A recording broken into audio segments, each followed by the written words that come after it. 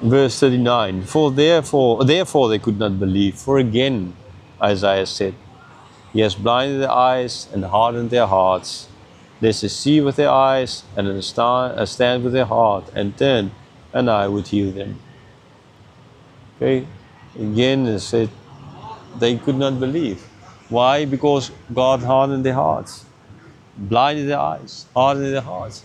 In chapter 9, He opened the eyes of the one born blind, and he saw. Okay, but here He blinded their eyes. I already mentioned it a couple of minutes. You can just rewind and go and look at this again if you skipped over it 10 seconds kind of thing, and you might have missed it. I explained that they hardened their hearts first, like Pharaoh did.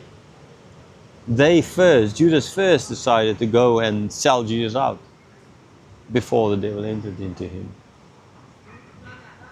It's not God who hardens your heart and therefore you harden your heart. It's you who harden your heart and therefore God gives you what you want. A hardened heart. Simple, your choice. The only choice you can make is not to follow God, to love God, but to hate God. Because just like you said, you didn't sin. Sorry, that's that.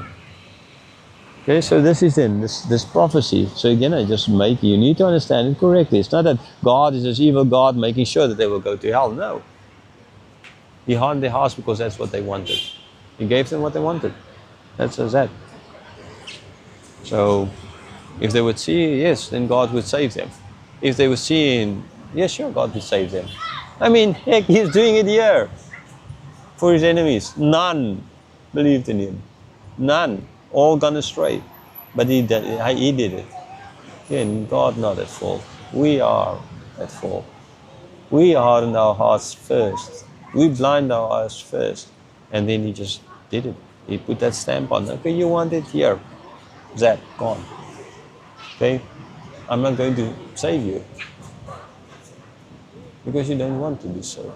It says that. So you won't understand in turn. Because you don't want to. Verse 41. Isaiah said these things because he saw His glory and spoke of Him. Okay, so ultimately Isaiah, although he lived long before Jesus did. What's it, about 600 years before Jesus? Yeah. But he saw the glory because there was these prophecies he heard.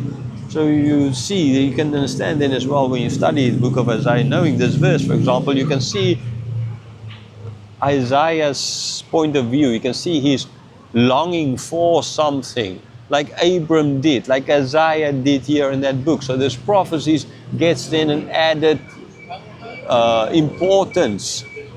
Because Isaiah knew, he understood. He didn't understand the full picture, okay, but he knew. So he saw the glory, he spoke of Him. Unlike what these people now, what the disciples now, they can't see the glory, they still don't believe, they still don't understand, still don't know. The high priest, they're going to crucify them, the leaders, everyone is still... But Isaiah there and then could understand and see the glory. Oh, can't you now, when the Son is here?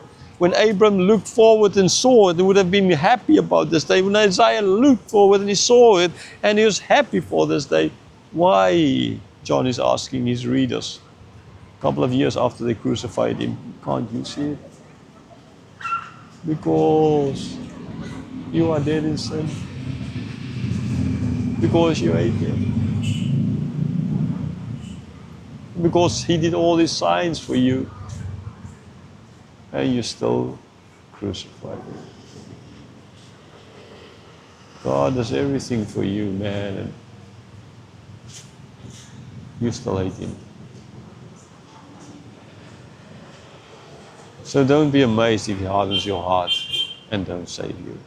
He's just giving you what you want. You want to go to hell? He's just allowing you to go to hell. That's it. Simple. Verse 42, nevertheless many, even of the authorities, believed in Him, but fear of the Pharisees, they did not confess it, so they would not be put out of the synagogue. Okay, so it's not all doom and gloom. Like as if God made sure no one will ever go to heaven. No, They heard. Many believed. Many believed. And God saved them. The Son is going to die for them. But they feared the Pharisees. See, now not the Jews anymore, like earlier, when I explained this well. Now it's this group of Jews, the enemy is now broken up. And now you have the group of the Pharisees as the main instigator as well, to speak to the other religious groups, the Sadducees and the high priests and the teachers of the law, okay, to explain to them, okay, you know, there's that group, the Pharisees, right? They are actually the bad guys kind of here, right? And then even a lot of the Pharisees going to believe. So yeah, they were afraid of the Pharisees because they were afraid to be put out of the synagogue. The parents of the blind man said this, and now even the fellow Pharisees and the fellow religious leaders, the fellow teachers of the law, the Sadducees, they're going to be afraid to speak out. Nicodemus, afraid to speak out. Joseph, afraid to speak out. For fear to be put out of the synagogue, to become persona non grata, to become nobodies. Non grata. Verse 43, for they love the glory that comes from man more than the glory that comes from God. Because they knew, yes, we believe this is our King, yes, we believe, oh man, we believe this is our Messiah. But we, unlike Jesus, willing to die so the Father can be glorified. They're not willing to give up their Sunday afternoon sleep to glorify the Son. They want to be glorified by man. They want to glorify themselves. We can't go to church on Sunday the whole day because in our culture we sleep, we have fiesta, we sleep on a Sunday afternoon. We can't be there and here at the same time. We do it for ourselves. Not like Jesus. He died to glorify the Father. They were not willing to speak out. See the difference?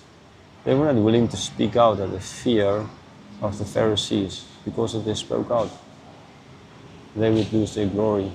They loved the glory of man more than the glory of the Father. Even though they believe, they are still the antipole of Christ, who loved the glory of the Father more than his own life.